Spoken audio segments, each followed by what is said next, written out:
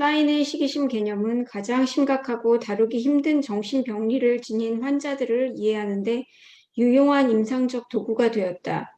그러한 환자들은 정신분석을 통해 치유 효과를 얻기 어려운 사람들이었다. 프로이트는 환자가 정신분석을 통해 좋아지는 대신 나빠지는 경우를 부정적 치료 반응이라고 이름 붙였다. 프로이트는 그런 환자들이 오이디푸스적인 죄책감과 살부 소망 때문에 자신들은 더 나은 삶을 살 가치가 없다고 느낀다고 말했다. 클라인은 부정적 치료 반응의 원인이 성적이고 공격적인 충동들에 의해 발생한 죄책감에 있는 것이 아니라 좋은 적 가슴을 파괴하고자 하는 시기심에 있다고 주장한다. 다시 말해 환자는 세상에서 자신에게 도움을 줄 수 있는 좋은 것을 완전히 제거하려 한다는 것이다. 이러한 환자들은 도움을 바라면서도 분석가가 그들을 도울 수 있다는 사실을 참지 못한다. 분석가가 자신들이 필사적으로 찾았던 중요한 무언가를 가지고 있다는 사실을 받아들이는 것은 그들을 견딜 수 없는 어린 시절의 무력감으로 몰고 간다. 그러한 환자들이 분석가의 도움에서 비참한 기분을 느끼지 않게 하는 유일한 방법은 분석가가 제공하는 것의 가치를 파괴하는 것이다. 특히 분석가의 해석들의 가치를 파괴하는 것이다. 그러한 환자들은 분석가의 해석을 직접적으로 공격하고 평가절하하는 방법을 통해 겉으로는 동의하지만 결코 그것들을 진지하게 고려하거나 받아들이지 않는 방법을 통해 파괴한다. 자, 이제 번역 중에 미싱하고 번역한 게 나와요. 부정적 치료 반응 얘기들 우선 나오는 부정적 치료 반응이라는 말은 네거티브 테라피틱 리액션이라고 얘기를 하죠. 그러니까 네거티브 테라피틱 리액션 자체가 부정적 치료 반응인데 치료를 하면 할수록 점점 더 나빠지더라 이 얘기예요. 그 원인이 뭔가. 근데 이 부정적 치료 반응에 대한 이론들은 많은 학자들이 이야기를 하고 있는데 저는 이 부분은 굉장히 조심스럽게 생각이 돼요. 부정적 치료 반응이 어쩌면 치료자의 자기의 무능을 감추기 위한 이론일 가능성이 있다는 얘기예요. 부정적 치료 반응이라는 이론 자체에 여기서 경청할 부분도 굉장히 있긴 하지만 지나치게 확대 해석하는 경우에는 상담자가 혹은 분석가가 내담자를 그 내담자에 맞게 잘 돕지 못하는 것에서 오는 부정적인 결과를 이분들이 가지고 있는 부정적인 치료 반응 때문이라고 이렇게 이름 붙여버릴 가능성이 있다는 얘기죠. 그래서 부정적인 치료 반응이 많은 사람의 경우에는 부정적인 치료 반응을 가진 사람에게 책임이 있어요. 만약에 치료가 안 되는 경우는 어디에 책임 소재가 있어요? 부정적인 치료 반응을 가진 내담자의 탓이라고 결론이 나버리는 거죠. 근데 어떤 면에서는 우리가 보더라인 레벨의 환자나 사이카틱한 환자는 해석을 통해서 이분들 도울 수 없다는 것을 우리가 잘 이해를 하는 치료자라고 한다면 부정적인 치료 반응이 일어나지 않는 개입 기법을 주로 사용해서 치료를 하게 되겠죠. 해석과 같은 부적절한 개입 기법을 사용하게 되면 이런 반응들이 일어난다는 것을 기본적으로 이해하면서 이분들을 치료해야 된다는 게 현대정신분석의 입장이에요. 현대정신분석의 입장에서는 함부로 해석하지 말라고 하는 얘기가 해석을 하게 되면 결과가 안 좋을 게 확실하다는 얘기예요. 대부분의 경우에.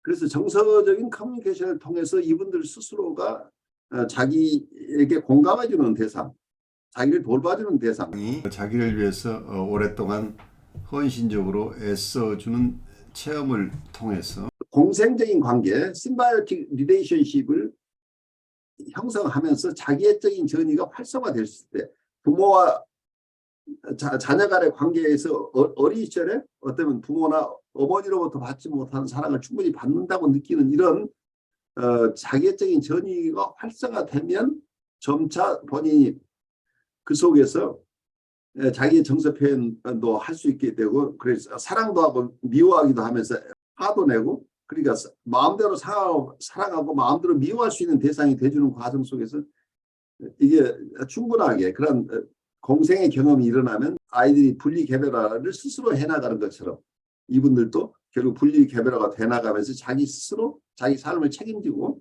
성찰할 수 있는 능력이 생겨나면서 분리개별화가 된다. 이제 이렇게 본다면 이런 과정을 인내롭게 가는 것 자체가 보드라인 레벨의 환자들이나 사이카테간 환자 레벨에 있는 분들을 치료해서는 필수적이라는 얘기예요.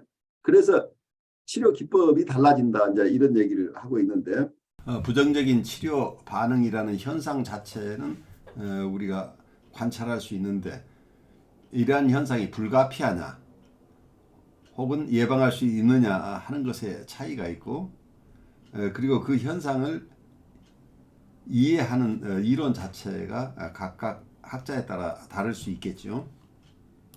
프로이드는 오이디푸스 컴플렉스하고 연결시켜서 지금 설명을 하고 있고, 여기 멜라니 클라인은 시기심을 통해서 지금 설명하려고 하고 있죠.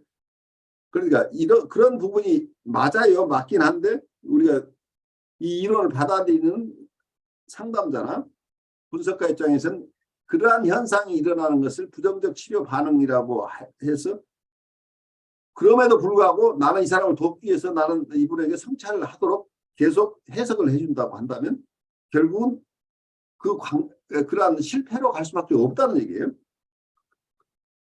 그래서 내가 좋은 치료자가 되기 위해서는 지금 당신이 힘들어도 나는 당신에게 바른 얘기를 해주고 싶어 라고 해서, 당신은 그렇게 생각하지 않으면 이러이러한 부분은 당신이 부모를 오해한 거야. 당신의 부모는 당신을 사랑한 적이 없다고 당신은 끝까지 믿고 있지만, 당신 부모도 당신을 미워하기도 하지만 사랑한 사람이었어 라고 너무 일찍 우리가 해석적으로 접근을 하게 되면 이분들은 분통을 터뜨리면서 치료가 파괴돼 버려요. 그러니까 이제 이런 과정을 가는데, 네거티브 테라피틱 리액션이라고 하는 이런 현상 자체가 일어나지 않도록 하는 것이 중요하지, 이러한 현상이 일어나도록 하는 치료 기법을 고수하는 것은 해답이 아니라는 얘기예요. 제가 전달하려고 하는 것을 여러분들이 좀 잘 이해했으면 좋겠어요. 과거의 치료 기법으로 해석적인 접근을 이분을 하게 되면 백전백패나 실패한다는 얘기예요. 근데 그 원인이 부정적인 치료 반응 때문이라고, 그 원인을 설명한들도 아무 도움이 안 된다는 얘기예요. 그러니까 원인이 어디에 있건 이런 분들에게 통찰 중심으로 접근하게 되면 반드시 실패하게 되니까, 그런 실패를 하지 않으면서도 이분들을 돕는 과정이니까, 과거에 프로이드가 생각했던 해석적인 기법만 가지고 이분들을 도울 수 없다는 것을 우리가 철저하게 이해해야 된다. 그러면서 정신분석의 폭이 넓어지는 거죠. 그리고 아까 여기서 번역에서 조금 누락된 부분을 제가 설명을 드릴게요. 프로이드는 환자가 정신분석을 통해 좋아지는 대신에 나빠지는 경우를 부정적 치료 반응이라고 이름 붙였다. 프로이드는 그러한 환자들이 오이디푸스적인 죄책감과 살구 소망 때문에 자신들은 더 나은 삶을 살 가치가 없다고 느낀다고 말했다.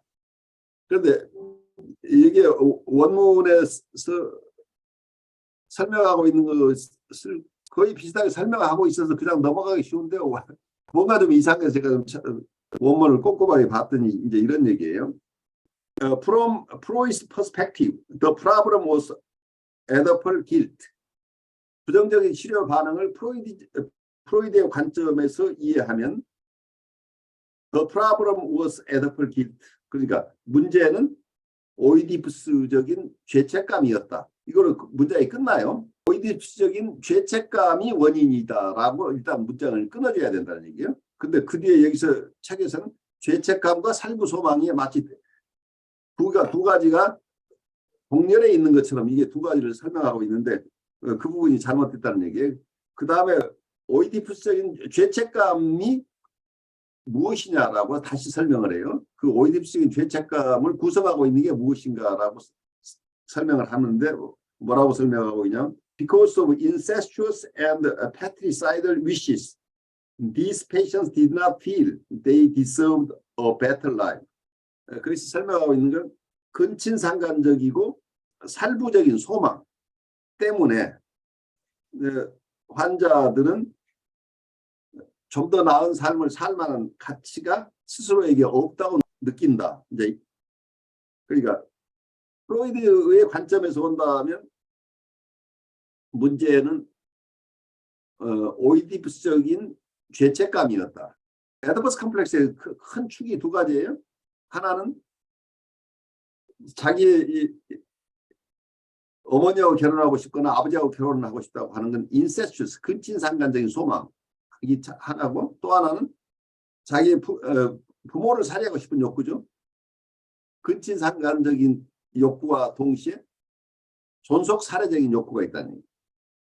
여기서 살부소망이라고 표현했는데, 그래서 아까 오이디푸스적인 죄책감의 내용을 좀 더 들여다보면 근친상간적인 욕구와 그리고 존속 살해적인 소망 때문에 자기는 참 무가치한 사람이라고 느낀다는 거예요. 그것이 바로 자기가 좋은 삶을 살만한, 그러니까 치료받아서 좋아진다고 하는 것 자체가 자기의 죄책감하고 어긋난다. 자기는 죄인이니까 그냥 몹쓸 인간은 그냥 내가 좋은 사람이, 내가 편안하고 안락한 삶을 살거나 내가 의미 있는 삶을 살 만한 그런 사람이 아니라고 느낀다는 거예요. 자기 스스로에 대해서.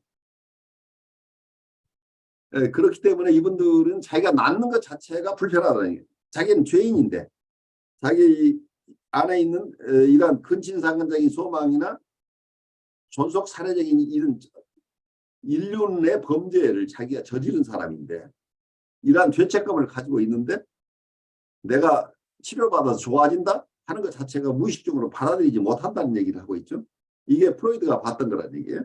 프로이드의 이론. 그런데 아까 그 번역 부분이 마치 오이디푸스적인 죄책감과 살부소망이 병렬인 것처럼 되는데, 오이디푸스적인 죄책감의 내용 속에는 이 두 가지가 포함되어 있다는 얘기예요. 근친상간적인 소망과 그리고 존속살해적인 소망. 이 두 가지 소망 때문에 결국은 이분들이 자기 스스로를 무가치하게 느끼기 때문에 여기서 자기가 낳고 싶은 소망이 일어나지 않는다는 거죠. 그러니까 자기가 좀 나아질만 하면 자기 스스로 치료가 일어나지 않도록 오히려 무의식적으로 방해하고 있다는 얘기죠. 그런데 멜라니 클라인은 이러한 오이디푸스적인 죄책감으로 설명하는 게 아니고 이게 지나친 시기심 때문에 이러한 지나친 시기심을 가진 사람들이 이러한 부정적인 치료 반응을 하게 된다. 그래서 진단 자체가 다르죠. 그러한 현상 자체가 있는 것은 맞는데 그 현상을 설명하는 방법이 프로이드가 설명했던 방법과 멜라니 클라인이 설명했던 방법이 다르다는 얘기예요. 이분들이 부정적인 치료 반응이라고 하는 이유 중에 가장 큰 이유는 해석을 하는데, 그러니까 통찰을 주려고 하는데 통찰을 하면 할수록 환자는 더 나빠지더라는 얘기예요. 그래서 이분들은 치료를 못하겠다, 이제 이런 얘기가 되는 거예요. 우리가 실패하는 것은 상담자가 잘못해서가 아니라 이 사람이 가지고 있는 부정적인 치료 반응 때문이다라고 한다면, 한쪽에서는 이 사람은 죄책감이라고 보고 한쪽에서는 지나친 시기심 때문이라고 한다면 이 두 가지가 다 내담자의 몫이니까 상담자가 실패하는 것은 당연한 것이고 그건 내담자 몫이다. 그러면 결국 이제 이게 극단적으로 가면 어떤 상황이 되냐면, 이건 내가 치료 대상을 잘못 고른 거야. 이분들은 정신분석적인 치료 대상이 아니니까 지지적인 치료의 대상이라서 다른 분에게 추천을 하거나 아니면 내가 정신분석적인 방법이 아닌 다른 방법으로 치료해야 돼. 이런 결론이 온다는 얘기예요. 그래서 정신분석에 대한 어떤 이해의 폭을 좁혀서 클래식한 쪽에서만 이해를 하게 되면 이런 결론이 나오는 거죠. 그래서 해석을 받아들이지 못하고 해석을 오히려 파괴함으로써 치료 파괴적인 결과가 온다는 얘기를 하죠. 마지막에 하는 얘기가 자기의 비참한 기분을 느끼지 않기 위한 방법은, 여기서 멜라니 클라인식으로 얘기하면 시기심을 느끼지 않도록 하는 방법은 상담자가 하는 해석 자체의 가치를 파괴해버린다는 거예요. 그럼 무가치한 것이기 때문에 시기심이 안 일어난다는 얘기죠. 그래서 상담자가 주는 것이 아주 귀한 것이라고 느끼는 한 거기에 대한 시기심이 발생하니까 좋은 것을 가지고 있으면 좋은 것이나 좋은 것을 가진 대상을 파괴하고 싶은 욕구가 생겨나니까 내가 불편해지죠. 어떤 내담자 입장에서 겉으로는 잘 얘기를 듣는 것 같지만 실제로는 해석을 다 파괴해버림으로써 내담자가 주는 좋은 것들을 다 파괴해버림으로써 자기의 시기심이 지나치게 일어나는 것을 방해한다. 이런 입장에서 설명하고, 이게 멜라니 클라인식의 설명이죠. 그래서 해석 파괴라는 이런 현상을 부정적인 치료 반응이라는 이런 개념과 연결시켜서 해석을 수용하지 않고 통찰을 수용하지 않는 내담자의 태도하고 관련시켜서 이론적으로 설명하고 있는 거죠. 어쩌면 이 현상들은 상담자들이 많이 체험하는 거죠. 여러분 상담자뿐만이 아니라 일선에 계시는 목사님들도 내가 좋은 얘기를 하는데 저 사람은 계속 내가 얘기를 하면 할수록 더 어긋장 놓는 이런 행동을 하는 경우들도 보실 거예요. 우리 교수님들도 마찬가지로 관심 가지고 학생들에게 여러 가지 배려를 하면 할수록 오히려 더 엉뚱한 반응이 나오는 이런 당혹스러운 체험들을 하실 텐데 여러분들에게 이 부정적인 치료 반응이라는 어떤 프로이드의 원래 개념이 어떻게 다가오는지 조금 여러분의 연상을 좀 나누면 좋겠어요. 제가 먼저 좀 말씀드리겠습니다. 먼저 김동환 선생님 고생 많으신데 병원 말만 너무 믿지 마시고 진통소염제 많이 사드시고 비타민 많이 드셔야 미각도 빨리 돌아오시고 물도 많이 드셔야 되고 제가 해드릴 수 있는 말씀이 그런 것밖에 없습니다. 이게 닥터 손의 지금 배려는 굉장히 중요한 배려예요. 그러니까 이걸 너무 철학적으로만 끌고 가다가 큰 사고 나요. 너무 사변적으로 가시지 말고 프랙티컬한 지금 조언을 먼저 들으셔야 돼요. 이게 충분하게 도움을 받으면서 철학가가 돼야지. 이걸 나의 철학적인 사고로 나를 이해하는 데만 급급하고 내가 프랙티컬하게 도움을 받는 것을 게을리하시면 나한테 무리가 올 수 있으니까 이 닥터선의 얘기를 아주 명심했으면 좋겠어요. 김다원 선생님 어떤 생각이 드세요? 네, 알겠습니다. 물론 뭐 참어도 죽진 않겠지만 고생스러우니까 그리고 이제 그 진통제 원래 요법 자체가 일단 그 한계 용량 이하에서는 최대한 원하는 걸 얻을 때까지 최대 용량을 써라가 가장 기본이지만 아무래도 이제 우리나라 그 조제나 이런 처방 그런 법적인 문제 때문에 그렇게 하는 게 대부분이거든요. 물론 이제 이런 얘기가 이제 공공하게 퍼졌을 때 저는 비난받을 수도 있긴 하지만 아주 그렇지만 그 약이 만들어지고 신체에서 작동하는 그 메커니즘을 봤을 때 맞는 얘기거든요. 드시도록 하시면 좋겠고 그리고 아까 박만영 선생님 그 목사님께서 말씀해 주신 걸 듣다가 저도 똑같은데 그래요? 라는 생각이 했어요. 저도 제가 아마 초등학생 때부터 아마 불면증을 앓았던 것 같아요. 굉장히 많이 불안하고 이런 것들 때문에 잠이 들려고 하면 마치 정말 곧 죽을 것 같은 혹은 굉장히 거의 반사적으로 위험을 감지해서 정신이 번쩍 드는 이런 현상들 저는 이제 그런 거였거든요. 근데 그게 이제 수면 그쪽에서 보면 그 현상을 스파이크라고 하던가 뭐라고 하던데 이제 그쪽 정신분석 쪽에서 보니까 이제 결국은 그것이 어떤 숨겨놓은 아직 나는 알 수 없는 어떤 트라우마가 이제 무의식적으로 왔다 갔다 하는 사이에 이제 그런 현상이 일어난다. 하여튼 그런 이야기를 들었습니다. 저 같은 경우는 이제 제가 잠을 왜 못 드는지 남들도 잠을 못 드는데 자는 척 하는 건가 보다. 그거 이렇게 살다가 보통 이제 어렸을 때 엄마한테 나는 왜 잠을 못 자지? 그러면 애들은 다 그래. 이제 그런 얘기로 이제 퉁쳐졌다가 커서는 한 중고등학생쯤 되니까 이제 잠을 자려고 누우면 의식이 뚝 떨어지려고 하는 그 순간에 이제 가위에 눌리는 거예요.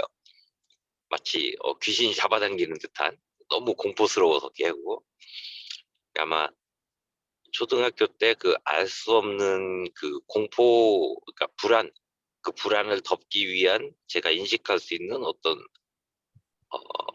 무차별적인 공포 그게 아마 이제 한 중학교쯤 가가지고 좀 더 이제 형상화가 되고 이제 구체화가 되면서 그걸 어떤 귀신으로 인지하지 않았을까. 귀신으로 인지하는 것이 이제 잘 생각해 보니까 죽는 것보다는 낫겠다.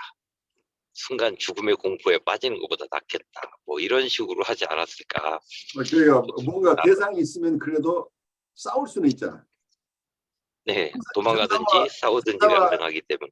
그러니까 형사화된 게 있다고 한다면 거기서 피할 수도 있고 싸울 수도 있고 여러 가지 방법이 나오는데 가장 무서운 공포는 알 수 없는 대상이 무엇인지도 모르는데 어떤 공포가 온다고 한다면 그게 제일 대응하기 어렵겠죠. 그러니까 이름을 붙일 수 없는 어떤 공포가 가장 무서운 공포가 아닐까 싶겠네요. 그리고 이제 좀 전에 그 문단에서 패러그래프에서 이제 제가 느낀 것은 이제 프로이드적 관점에서 근친상간 어떤 가장 자기의 존재가 있게 하는 것도 부모에 대한 살해 욕망, 이거를 이제 억누르느라고 힘들어가지고 자기는 살 가치가 없다라고 어떤 또 다른 외적인 도덕적 판단 기준이 작동하는 건가? 이제 이런 의문을 들었었고요.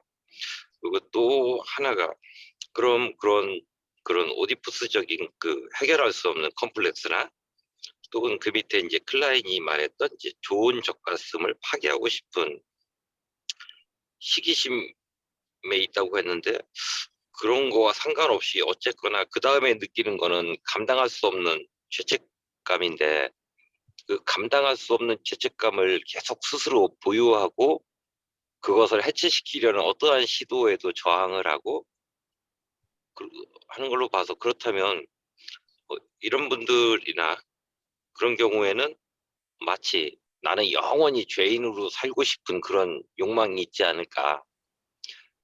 그러면 그 사람들은 왜 그런 그 죄인으로서만이 살 수 있다라는 욕망을 갖게 되었을까 이런 생각을 하다 보니까 이런 생각이 들었는데요. 어렸을 때 뭔가 좋은 걸 내가 가져본 경험을 온전하게 소유한 경험을 못 갖고 그때마다 무언가 처벌을 받고 공격을 받았다면 가장 중요한 시기에 그런 것들이 의식할 수 있든 없든 그런 것들이 계속해서 반복적으로 가해졌다면 이 아이는 자기가 살아가는 조건으로서 그 공격을 받아야만이 내가 생존할 수 있다는 걸 터득하지 않았을까. 어떤 일종의 그 환상세계에서 그 아이의 환상세계에서 그래서 내가 만약에 공격을 받고 있지 않으면 나의 존재 가치가 없어지는 거죠. 여태껏 공격을 받았으니까 나는 살아있는 건데 그 공격이 없어지면 나는 더 이상 산 게 아니니까 이렇게 생각되지 않았을까. 아주 그런 중요한 생각을 통찰이에요. 그러니까 공격을 받음으로써 나의 존재가 인식되는 이러한 상황도 일어날 수 있겠죠. 각자의 체험이 다르기 때문에 그 인식하는 것이나 이해하는 거가 우리가 각각 다를 수 있어요. 저도 어린 시절에 꿈꾸는 과정 속에서 어떨 때는 뒤에서 누군가가 쫓아오는 것 쪽에서 내가 쫓기는 것 같은 어떤 그런 인상의 꿈들이 있고 갑자기 어떤 가족 사진들이 내 앞에 펼쳐진 경험도 있고 그런데 어느 때는 이러다가 방뇨를 한 경험도 있고 그래서 아침에 일어나서 키라고 그러죠. 그 머리에 쓰고 그리고 친척 집에 가서 아침 준비하고 있는 친척분에게서 그 오줌 싼 날 그 이튿날은 보통 어머니들이 너 누구한테 가서 소금 얻어오라고 그러든가 뭐 어떻게 해서 보내요. 그럼 가면은 부지깽이를 얻어맞아요. 너 오줌 쌌구나 하고 이제 야단 맞고 왔던 이런 경험이 있는데 그 어떤 그 꿈속에서 오줌을 누웠던 경험. 그 오줌에서 어쩌면 그 시점을 굉장히 시원하게 느꼈던 체험도 있고 이거 어처구니 짓을 했구나 하고 나중에 오는 인식은 있지만 그 시점에서는 아주 시원했던 그런 경험, 쫓기는 경험 이런 것들이 우리가 크고 작지만 다 체험을 했을 가능성이 있죠. 근데 어떤 분은 그게 양이 적어서 크게 영향을 미치지 않은 부분도 있고 어떤 분은 계속해서 그게 반복되는 분들도 있겠죠. 그 정도나 양상이 각각 다른 거죠. 그래서 내 체험만 가지고 그냥 지나가면 괜찮아요라고 우리 얘기할 수 없다는 얘기예요. 왜냐하면 어떤 분에게서는 그게 끊임없이 반복돼서 굉장히 괴로운 분인데 그럼 그분의 정서 상태에 우리가 같이 있어줘야 되는 거죠. 그래서 본인 스스로 그 과정에 대한 이해가 일어나야 해결되는 문제니까 내가 해석한다고 해서 해결될 문제가 아닌 거죠. 이건 이렇게 이해하면 된다고 설명해서 될 일이 아니란 얘기예요. 그래서 이렇게 아는 척을 하게 되면 보통 내담자들이 잘났어요. 그러고 치료에 안 온다는 얘기예요. 이게 부정적인 치료 반응이란 얘기예요.